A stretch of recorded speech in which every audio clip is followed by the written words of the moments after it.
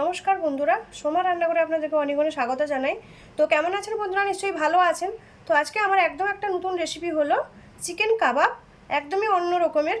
তো প্লিজ বন্ধুরা ভিডিওটা শুরু থেকে লাস্ট পর্যন্ত জরুর দেখবেন। আজকে আমি বানাবো কাবাব। তো কাবাবের জন্য আমি কিছু মশলা পেস্ট করব। তো তার জন্য আমি এখানে ধনেপাতা নিয়েছি, কাঁচা লঙ্কা নিয়েছি, আর এখানে আমি কিছু শুকনো মশলা নিয়েছি। এখানে গোটা ধনে, জিরে আর পানমৌরি আছে। এগুলো সব মিলিয়ে একসঙ্গে একটা পেস্ট তৈরি করে নিব। তো আমি এখানে চিকেনটা নিয়েছি। দেখুন চিকেনটা আমি খুব ছোট পিস করিনি, একটু বড় বড়ই পিস আছে। এভাবে আমি পিসগুলো করে নিয়েছি চিকেনের। আমি এখন পেস্টটা যে করেছিলাম পেস্টটা আমি ঢেলে দিচ্ছি। এবার আমি আদা রসুনের পেস্ট দিলাম। এবার আমি কাসুরি মেথি দিয়ে দিচ্ছি। আমি দিচ্ছি রেড ফুড কালার,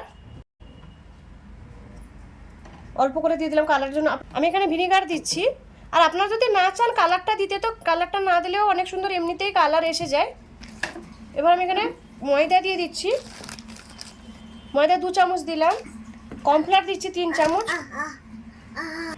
এবার আমি লাল লঙ্কার গুঁড়ো দিচ্ছি। একটা ভাজা মশলা আমি দিচ্ছি। এটা সব রকমের মশলা আছে, গরম মশলা, জিরে, ধনে, সব মশলা। একটা সামান্য একটু গরম মশলা দিলাম।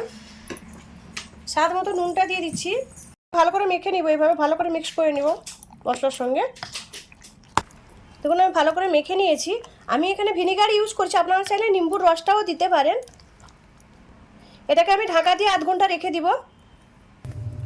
আধ ঘন্টা হয়ে গেছে, আমি ম্যারিনেট করে রেখেছিলাম চিকেনটাকে।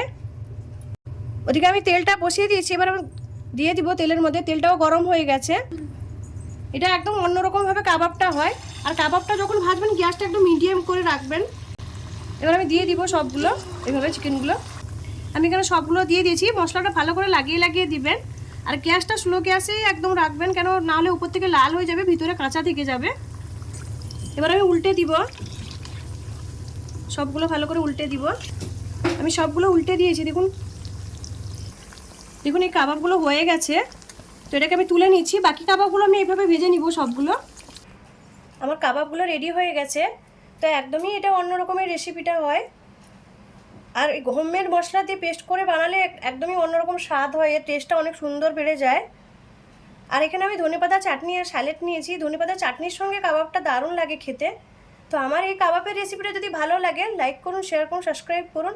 আর আমাকে কমেন্ট করে জানান আমার চিকেন কাবাবের রেসিপিটা কেমন লাগলো।